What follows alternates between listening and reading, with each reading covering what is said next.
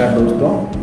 मेरा नाम डॉक्टर राकेश है। मैं एसएसबी हॉस्पिटल फरीदाबाद में सीनियर कंसल्टेंट हूँ in department of orthopaedics.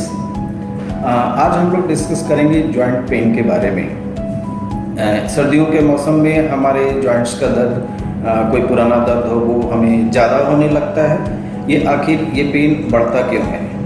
Pen के बारे में डिस्कशन करने से पहले हमें ये समझना होगा ये दर्द हमें होता ही क्यों है। अलग अलग उम्र में दर्द के अलग अलग कारण होते हैं। यदि हम बच्चों की बात करें और एडोलेसेंट एज ग्रुप की बात करें तो बच्चों में जब एक ग्रोइंग पीरियड होता है, जिस समय बच्चों का ग्रोथ ज़्यादा होता है, उस समय जॉइंट के पास पेन होता है जिसे हम ग्रोथ पेन कह सकते हैं। यह जो दर्द होता है ये हड्डियों में एक तरह से खिंचाव के कारण या मसल्स में खिंचाव के कारण होता है। कुछ बच्चों में विटामिन डी की डेफिशिएंसी होती है, वो भी एक इम्पॉर्टेंट कारण होता है जोड़ों में दर्द का। कई बार जैसे बड़े में आर्थराइटिस होता है जिसको गठिया कहते हैं, बच्चों में भी जुवेनाइल रूमेटॉइड आर्थराइटिस की संभावना होती है जिसकी वजह से जोड़ों में दर्द हो सकता है। कुछ बच्चों में जैसे खेलते समय में यदि चोट लग जाए तो पोस्ट ट्रॉमेटिक जॉइंट पेन होने के चांसेस होते हैं। कई बार बच्चों में ऐसा भी देखा गया है कि जॉइंट में सूजन हो या जॉइंट को छूने से गर्म लगता हो, तो ऐसे में इस चीज़ को गंभीरता से लेना चाहिए क्योंकि ऐसे में इन्फेक्शन की संभावना रहती है। यदि हम बड़े की बात करें जैसे 20 to 40 इयर्स एज ग्रुप, जिसको एडल्ट एज ग्रुप कह सकते हैं, तो इसमें एक गठिया एक इम्पॉर्टेंट कारण होता है। कई बार लोगों को सुबह उठने के बाद स्टिफनेस रहती है, कमर में स्टिफनेस रहती है, ऐसे में एंकाइलोजिंग स्पॉन्डिलाइटिस होने की संभावना रहती है। कुछ लोगों को यदि पहले कोई लिगामेंट इंजरी हुई है या कोई स्ट्रेस इंजरी हुई है तो ऐसे में जॉइंट पेन होने की संभावना ज़्यादा रहती है। यदि हम एल्डरली एज ग्रुप की बात करें तो ऑस्टियोआर्थराइटिस सबसे कॉमन रीज़न होता है जॉइंट पेन का। वैसे यदि पहले एज में कुछ साल पहले या महीनों पहले आपको जॉइंट के आसपास कोई इंजरी हुई है, कोई ट्रॉमा हुआ है, तो यह भी एक पेन का कारण हो सकता है। गठिया जो कि पहले से चला आ रहा है, ठंड के मौसम में उसका दर्द बढ़ जाता है। जैसा कि मैंने कहा, यदि कोई पहले इंजरी हुई है, कोई ट्रॉमा हुआ है, उसका भी पेन सर्दियों में बढ़ जाता है। अब हम ये समझने की कोशिश करें कि ये सर्दियों में या ठंड के मौसम में दर्द बढ़ता क्यों है। टेम्परेचर कम होने से हमारे एटमॉस्फेयर का प्रेशर कम होता है। इस एटमॉस्फेरिक प्रेशर कम होने की वजह से हमारे जॉइंट के अंदर एक स्वेलिंग होती है, या हमारा जॉइंट इस तरह से कहें फैलना चाहता है। अंदर के टिश्यू में खिंचाव होता है, मसल्स में खिंचाव होता है, जो जॉइंट्स का प्रेशर है वो बढ़ता है। इस बढ़ने की वजह से जो हमारा अंदर का लेयर है जिसको साइनोवियम बोलते हैं, उसकी सेंसिटिविटी बढ़ जाती है और हमें दर्द का एहसास होता है। यह एक बहुत ही इम्पॉर्टेंट कारण है। टेम्परेचर कम होने से जो हमारा पेन रिसेप्टर्स है, जो हमारे जॉइंट्स के आसपास या मसल्स में, लिगामेंट्स में जो हमारा पेन रिसेप्टर्स है, उसकी पेन के प्रति जो सेंसिटिविटी है वो काफ़ी बढ़ जाती है। इस वजह से ठंड में हमें पेन का एहसास ज़्यादा होता है। कोल्ड टेम्परेचर में हमारे मसल का स्पाज्म होता है, या यूँ कहें हमारी मांसपेशियाँ एक तरह से खिंच जाती हैं, उसमें खिंचाव ज़्यादा होता है। यह भी एक दर्द का इम्पॉर्टेंट कारण होता है। जब ठंड होती है तो हमारे जो ब्लड वेसल्स होते हैं, जो हमारी खून की नलियाँ होती हैं, उनमें स्पाज्म होता है या कहें सिकुड़ाव होता है, जिसकी वजह से जॉइंट के आसपास ब्लड फ्लो, खून का जो बहाव है वो कम होता है। यह एक तरह के हमारे जॉइंट्स में इस्चेमिया पैदा करता है, यानी खून की कमी का एक एहसास दिलाता है। खून की कमी होने की वजह से हमें पेन का एहसास ज़्यादा होता है।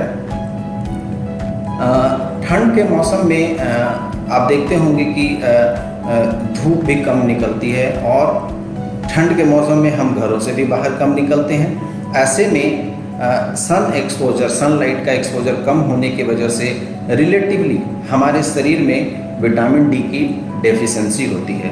विटामिन डी की डेफिशिएंसी या कमी होने की वजह से भी हमारे जॉइंट के आसपास दर्द का एहसास ज़्यादा होता है, बोन का टेंडरनेस बढ़ता है, या मसल्स के ऊपर यदि हम प्रेशर डालें तो वो हमें एक पेनफुल एहसास देता है।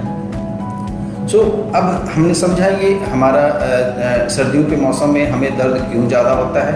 तो बात आती है कि इसे हम कम कैसे करें, पेन को कैसे हम रिलीव कर सकते हैं। सबसे इम्पॉर्टेंट जो जरिया है दर्द को कम करने का वो यह है कि हमें ठंड से बचना चाहिए। हमें लेयर्ड क्लोथिंग पहननी चाहिए, इनर वियर पहनना चाहिए, हम सभी को पता है सॉक्स पहनने चाहिए। हमें अपने आप को गर्म रखना चाहिए और इम्पॉर्टेंट ये है हमें सडन चेंज ऑफ टेम्परेचर से बचना चाहिए। आप रूम में बैठे हुए हैं, रूम का टेम्परेचर 20 डिग्री है, 25 डिग्री, आप अचानक से बालकनी में निकलते हैं या बाथरूम चले जाते हैं, ठंडे पानी का एक्सपोजर होता है, ठंडी हवा का एक्सपोजर होता है, यह आपके दर्द को बढ़ा सकता है। आपका अचानक से मसल स्पाज्म होता है, इससे आपको पेन ज़्यादा होता है। ऐसे में सडन जो चेंज ऑफ टेम्परेचर है उससे हमें जहाँ तक हो सके बचना चाहिए या फिर अपने आप को कवर्ड करके रखना चाहिए। यदि आपको पहले ही से कोई जॉइंट पेन है, जैसे ऑस्टियोआर्थराइटिस है, रूमेटॉइड आर्थराइटिस है, गठिया की शिकायत है, ऐसे में आपको कुछ ब्रेसेस का यूज़ करना चाहिए, जैसे नी कैप हो गया या एंकल ब्रेस हो गया, हाथों में ग्लव्स हो गया, इन सब चीज़ों का इस्तेमाल करना चाहिए। सर्दियों के मौसम में हम लोग ठंड की वजह से एक्सरसाइज की तरफ ध्यान नहीं देते या फिर एक्सरसाइज कम कर देते हैं, लेकिन ऐसा नहीं होना चाहिए। होना तो ये चाहिए कि आप ज़्यादा से ज़्यादा एक्सरसाइज के ऊपर ध्यान दें, जिससे आपका शरीर गर्म रहे, आपका BMR मेंटेन रहे। यदि हम एक्सरसाइज की बात करें तो पेन भी हो रहा है, एक्सरसाइज कैसे करें? एक्सरसाइज करते हैं तो दर्द बढ़ता है। इसमें इम्पैक्ट एक्सरसाइज को अवॉइड करना चाहिए, यानी जैसे आप रनिंग, जॉगिंग, जंपिंग, इन सब चीज़ों को अवॉइड करना चाहिए और स्ट्रेचिंग की तरफ ज़्यादा फोकस करना चाहिए, स्ट्रेंथनिंग एक्सरसाइज की तरफ ज़्यादा फोकस करना चाहिए। आप चाहें तो साइकिलिंग कर सकते हैं, साइकिलिंग एक काफ़ी अच्छा एक्सरसाइज है।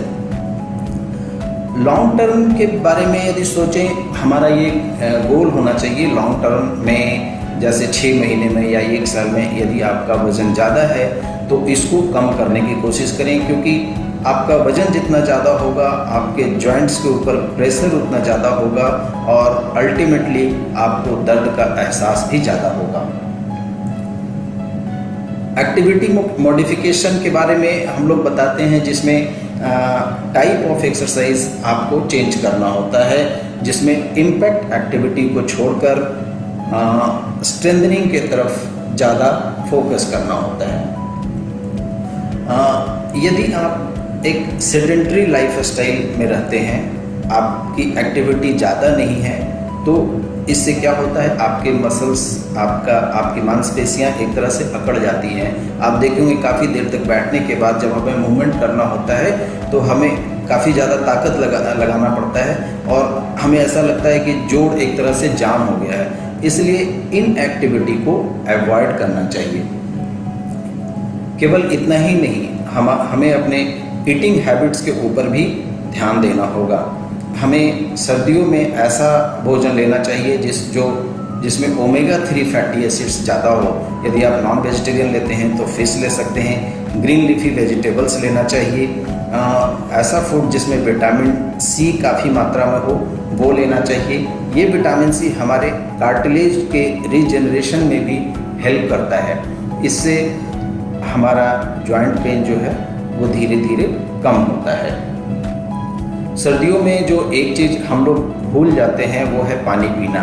ठंड के मौसम में हमें प्यास लगती नहीं और यह एक डिहाइड्रेशन का इम्पॉर्टेंट रीज़न होता है। डिहाइड्रेशन की वजह से फिर मसल्स में स्पाज्म होना, क्रैम्प्स होना बड़ा ही कॉमन है और यह डिहाइड्रेशन हमारे पेन का एक कारण बन जाता है।